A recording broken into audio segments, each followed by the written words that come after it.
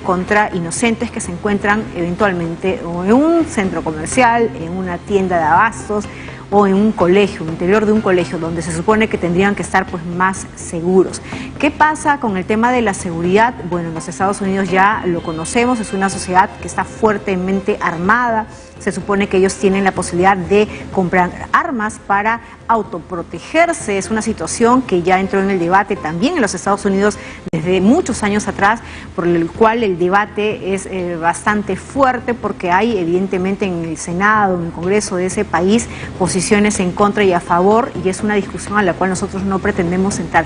Pero este tema de violencia, de seguridad y sobre todo de salud mental nos lleva a pensar a nosotros en nuestro país qué es lo que está pasando pues en la sociedad. Por eso es que esta noche vamos a conversar con una especialista, la licenciada Lilian Gómez Martínez. Ella es psicóloga de la Red eSalud. ¿Cómo está, Lilian Gómez? Muy buenas noches, bienvenida. ¿Qué está pasando? Muy buenas noches, Jennifer. Es lamentable poder escuchar esas noticias digamos, a nivel mundial, ¿no? La salud mental y la violencia es un tema que está tomando bastante resonancia últimamente, ¿no? Durante la pandemia en realidad, ¿no? Sin embargo, la importancia se da, arrastramos muchos años en realidad, en la cual no se da una intervención adecuada. Hablamos de un joven de 18 años, pero no solamente su característica, ¿no? Hablamos de un joven de 18 años que indican, hay algunos rasgos, que era solitario, inclusive que tenía una dificultad en el habla, motivo por la cual él sufría bullying. Entonces vemos un desborde emocional, posiblemente tampoco tenía el soporte emocional de su entorno. Entonces no solo hablamos de un joven de 18 años, hablamos de un joven de 18 años que carece de figuras afectivas y que probablemente tenga muchas heridas a nivel emocional. Entonces, Lilian, de lo que estamos hablando en este momento, ¿no? Y usted puede hacer incluso el análisis desde su especialidad, hablamos de un jovencito que estaba sufriendo de algún tipo de exclusión social, situación que no es ajena a muchos jóvenes y niños pues en distintas partes del mundo, situaciones que pueden darse por un tema físico, por un tema de origen, por un tema económico, por un tema incluso de su propia forma de ser. ¿Cómo tendríamos que abordar estas circunstancias, ¿no? Que también nos asemeja más al tema de la situación del bullying, para evitar que estas personas en desarrollo generen este resentimiento a tal manera que puede en algún momento desencadenar situaciones como la de los Estados Unidos, ¿no? Que digamos ya es el acabose, es el extremo final, pero digamos no es un crecimiento saludable para nadie? Así es. En realidad hablamos de una responsabilidad compartida, donde realmente los padres o el núcleo familiar tiene la mayor responsabilidad sobre el cuidado de la salud mental, en este caso pues de los niños, o sea, hablamos del bullying. Y también el centro educativo también hoy en día tiene la responsabilidad, inclusive hay una resolución ministerial del Minedo que habla inclusive sobre el retorno post pandemia, donde indican que el colegio tiene la responsabilidad de dar el apoyo psicosocial. ¿Y eso qué abarca? Abarca que podamos entender la realidad de cada niño. Venimos de un evento catastrófico a nivel mundial, donde hemos estado limitados, donde inclusive se ha desarrollado este cuadro de la violencia, ¿no? Sabemos de que hoy en día las estadísticas indican de que tenemos un porcentaje del 82% de diagnósticos en ansiedad, depresión, estrés, y el resto del porcentaje en violencia. Pero ojo, eso solamente es una muestra, pero no es la muestra general, ¿no? Entonces, en este caso, nosotros como papás tenemos la responsabilidad de poder construir niños sanos, porque reconstruir adultos rotos ya es bastante complicado. Claro. Entonces, tenemos que enseñar a nuestros hijos, en primer lugar, nosotros como papás somos los responsables de construir su autoestima. Y eso que abarca el saber también defenderse de su entorno. ¿Y cómo deberíamos de abordar en casa noticias como estas? Porque digamos, hay muchos niños, hay muchos jovencitos que están viendo la información y evidentemente tal vez no comprendan en completo qué circunstancias ha podido llevar a esta situación. Hay otras personas, hay otros padres de familia mucho más temerosos de repente o sin el conocimiento previo de saber cómo manejo esta noticia, que la apagan o la ocultan, lo cual también imaginamos podría ser contraproducente. Hay otros padres que incluso podrían ser más temerosos y de señalar, mejor no le enseño este tipo de noticias, porque podría ser incluso como un caldo de cultivo y darle ideas, ¿no?, a otras personas de que pueden en un momento imitar esta situación, algo que se dice mucho en los Estados Unidos, ¿no? Se registró un caso y luego vemos como en cadena que se registran otro tipo de ataques similares. ¿Cómo lo abordamos? Nosotros como padres, en realidad debe ser un tema tratado. No podemos, no podemos sacar a los niños de este contexto. Es más, deben estar familiarizados con estos conceptos, porque esto le va a permitir a ellos poder defender e identificar. ¿Y para qué es importante en realidad enseñar a nuestros hijos a comunicar, a expresar? Muchos de los niños que son víctimas de violencia les han enseñado en casa a callar, de una forma a veces inconsciente. Yo soy tu papá, tú no hables, escúchame. Enseñamos de una forma inconsciente y yo sé que es difícil la paternidad, no existe una escuela de padres en realidad, aprendemos con nuestros hijos. Pero hay, creo que, dos valores importantes que debemos desarrollar en nuestra crianza, que es el amor y las reglas.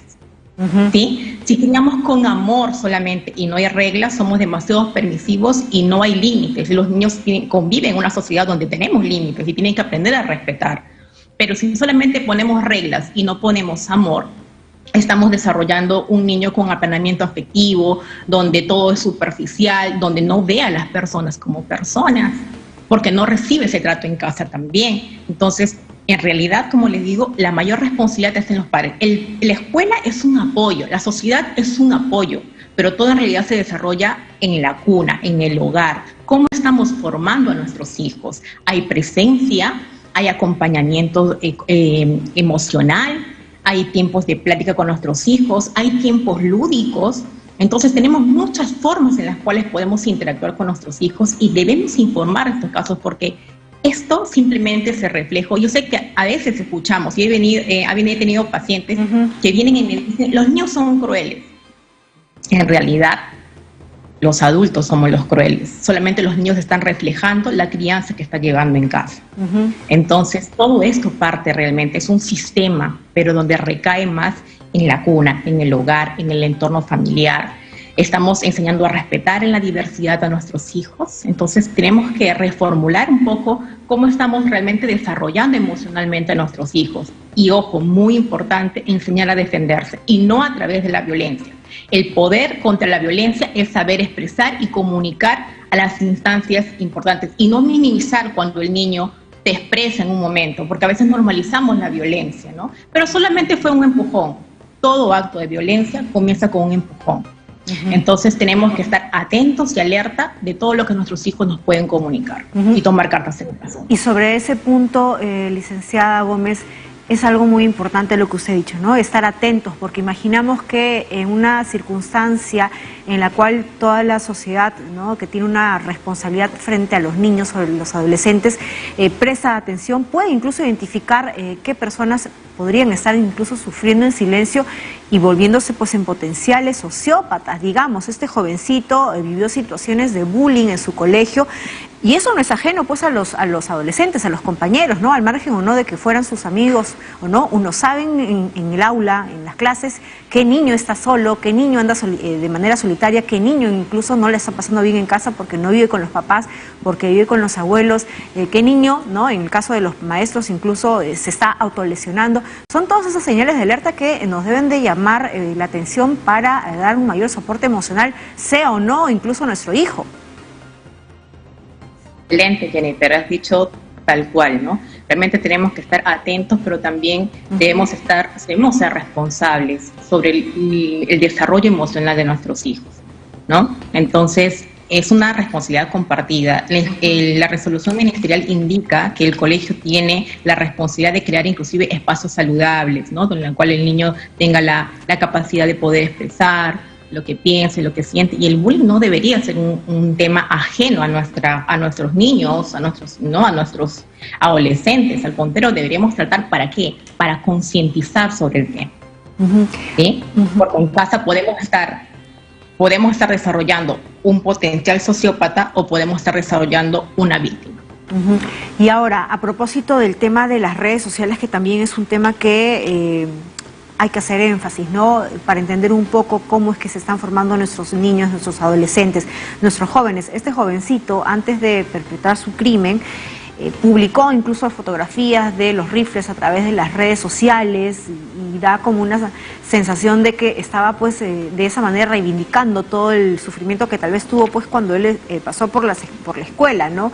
Esto de las redes sociales también es un tema que sigue siendo pues debate, ¿no? Al momento de que si es que deben o no tener acceso, y qué podríamos entender, ¿no? Al momento de que este joven publicó las fotografías de los rifles, es decir, era un pedido de ayuda, es una muestra de reivindicación, es una manera de ufanarse de que el poder y el control ya lo tenía él. ¿Qué se puede leer entre líneas? Vemos a un joven que el detonante ha sido la violencia que él ha recibido de su entorno y también de su entorno familiar.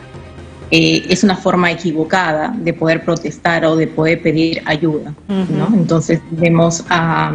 Como le decía, no solamente el rasgo es de un joven de 18 años, sino el rasgo a nivel psicológico es un joven que ha sufrido violencia, que no ha tenido soporte, que tenía una dificultad. Es algo que también nosotros como padres tenemos que hablar con nuestros hijos, que hay diversidad. Hoy en día hablamos de una educación inclusiva. Y esto que también abarca no solamente el padre que tiene el niño, debe orientar en este caso a su hijo en el colegio, sino también nosotros todos, en realidad, toda la sociedad, ¿no? Cómo poder respetar las diferencias en color, tenemos, digamos, en la diversidad, en cómo hablamos también. Entonces, hay muchas formas de explicar o psicoeducar a nuestros hijos acerca del respeto, ¿no? Y de la diversidad que tenemos a nivel mundial en realidad.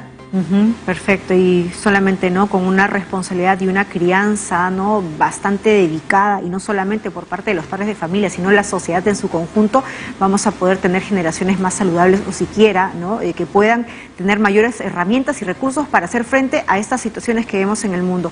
Muchísimas gracias a la licenciada Lilian Gómez, ella es psicóloga de la Red de eSalud. Nosotros vamos a seguir tocando evidentemente estos temas de salud mental, porque vemos que hay una preocupación imperante de que tengamos manejo de estas situaciones para evitar desgracias como le ocurrió en los Estados Unidos. Allá incluso la situación es mucho mayor porque ellos tienen incluso otra variable que